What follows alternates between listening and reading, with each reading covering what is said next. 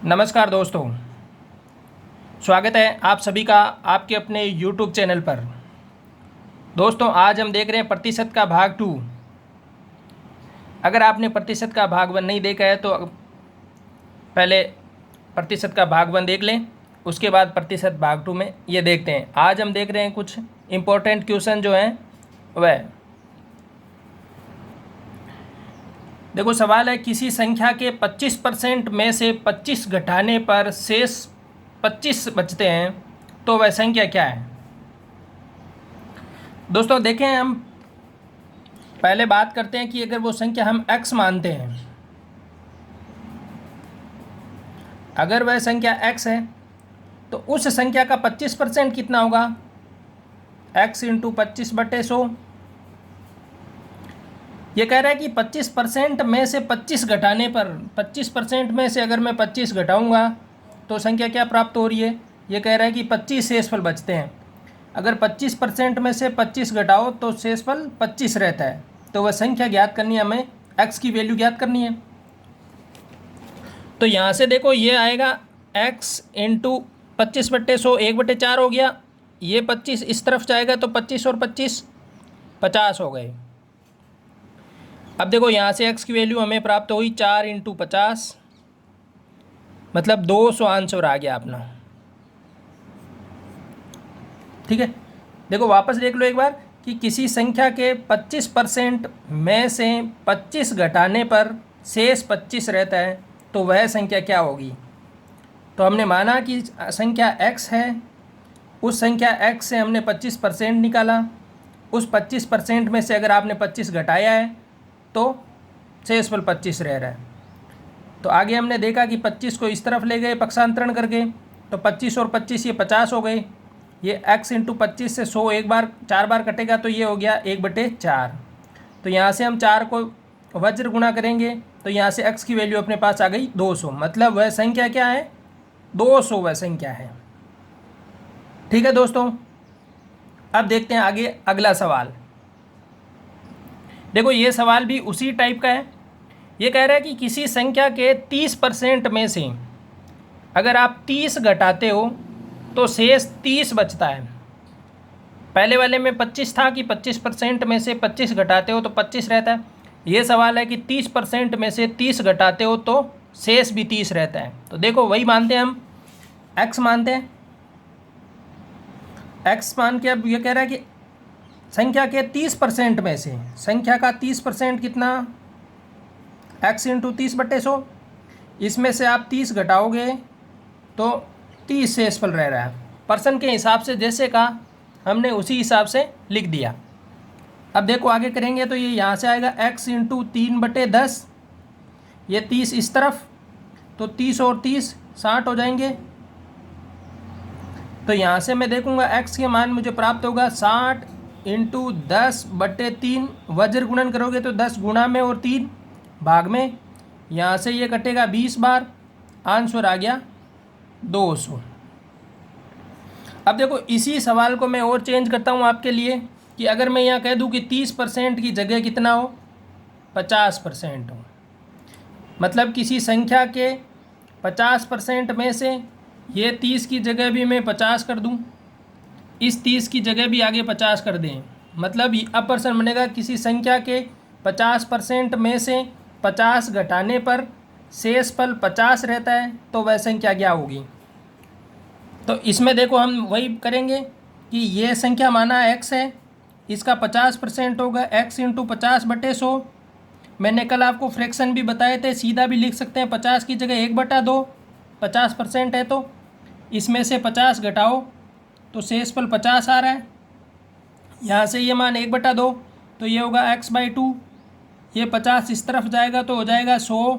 तो यहाँ से x की वैल्यू आई 200। दोस्तों, आपने एक चीज़ नोट की होगी कि इसमें प्रत्येक सवाल में आंसर 200 आ रहा है। अगर सेम चीज़ हो, जैसे किसी संख्या के 70% में से 70 घटाने पर से 70 बचता है तो वह संख्या क्या होगी। तो दोस्तों, वह संख्या भी 200 ही होगी। हमेशा ध्यान रखना, इस तरह के जो सवाल आते हैं उनमें हमेशा आंसर 200 आता है। देखो, मैंने 3 क्वेश्चन आपको करवा दिए हैं। उसमें 200 आ रहा है प्रत्येक में। इसी प्रकार आगे 70 वाला भी देख लो आप, 70 में भी वही आएगा। x का 70% आप करोगे, उसमें से 70 घटाओगे तो 70 शेषफल। तो यहाँ से मिलेगी आपको x की वैल्यू, x इंटू 7/10 होगा, ये 140 के बराबर।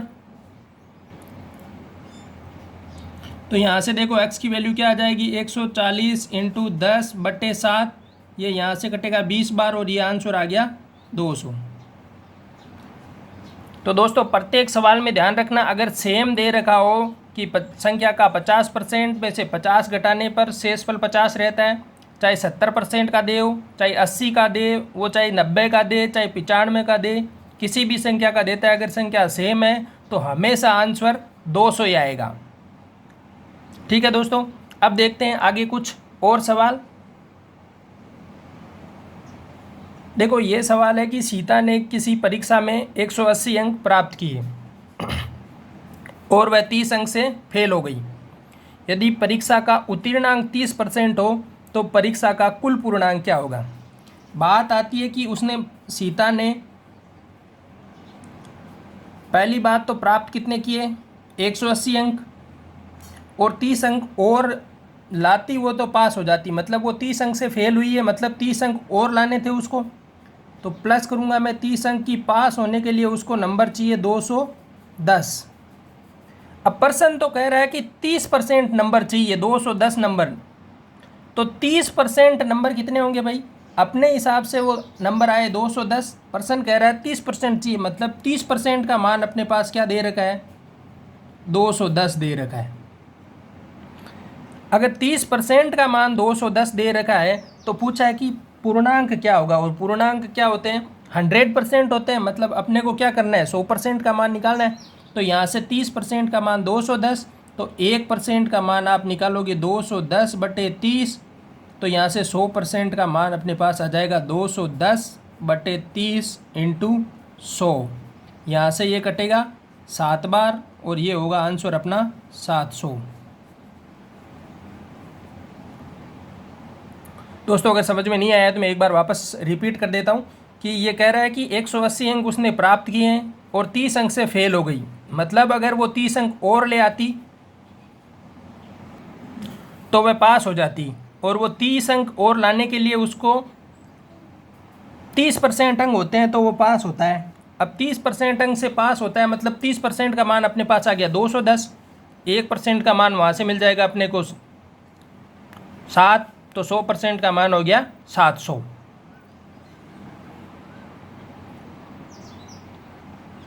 अब देखो कह रहा है कि रामू परीक्षा में 200 अंक प्राप्त किए तथा पास होने से 40 अंक अधिक प्राप्त किए।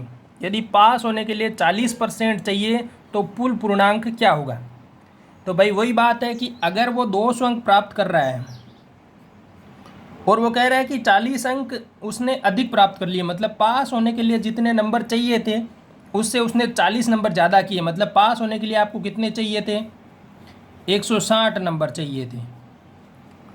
अब पास होने के लिए 160 नंबर चाहिए।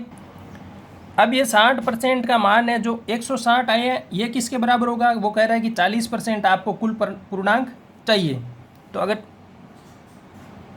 तो ये 160 अपना किसके बराबर होगा, 40% के बराबर होगा। अब जब 160 40% के बराबर होगा तो अपने कुल पूर्णांक मतलब 100% का मान चाहिए। तो वही बात है कि एक 40% का मान 160, तो 1% का मान हो जाएगा अपने पास 160/40, और यहाँ से आप 100% का मान ज्ञात करोगे तो 100 गुना में, यहाँ से ये हो जाएगा 4 बार और ये हो जाएगा अपने 400 आंसर आ जाएगा। देखो 200 अंक थे, उनमें से 40 अंक वो पास होने से ज़्यादा ले आया, मतलब 160 अंक उसको पास होने के लिए चाहिए, और प्रश्न कह रहा है कि पास होने के लिए 40% चाहिए। तो हमने कर दिया 40% बराबर 160, तो वहाँ से अपने पास 100% का मान आ गया 400। दोस्तों अगर ये वीडियो अच्छा लग रहा है आपको और मेरे द्वारा किया गया प्रयास अच्छा लग रहा है तो अपने दोस्तों को शेयर कर दो, चैनल को सब्सक्राइब भी कर लो दोस्तों। देखो अब आगे के सवाल और देखते हैं। देखो प्रश्न है कि रमेश ने परीक्षा में 20% अंक प्राप्त किए, वह 72 अंक से फेल हो गया।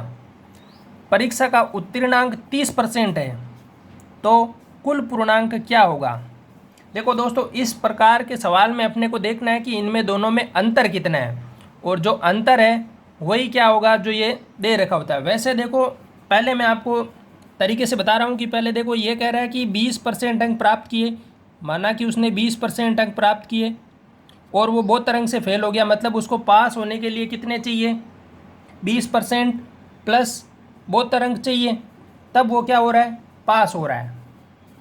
और ये कह रहा है कि पास तभी होगा जब क्या लेगा, 30% अंक प्राप्त करेगा। तो उसके हिसाब से 30% अंक है वो क्या होंगे, 20% प्लस 72। अब यहाँ से देखो आपके पास मान प्राप्त होगा, ये 20% को मैं इस तरफ लेके जाऊँगा तो ये माइनस के हो जाएंगे, तो यहाँ मिलेगा अपने को 72 इक्वल टू 10%। 30% में से 20% जाएंगे तो ये 10% हो गया। तो यहाँ से अपने पास आ गया कि 10% का मान 72 है। तो यहाँ से इसने पूछा है कुल पूर्णांक, मतलब वही 100% का मान पूछा है, तो 100% का मान यहाँ से कितना हो जाएगा, 720।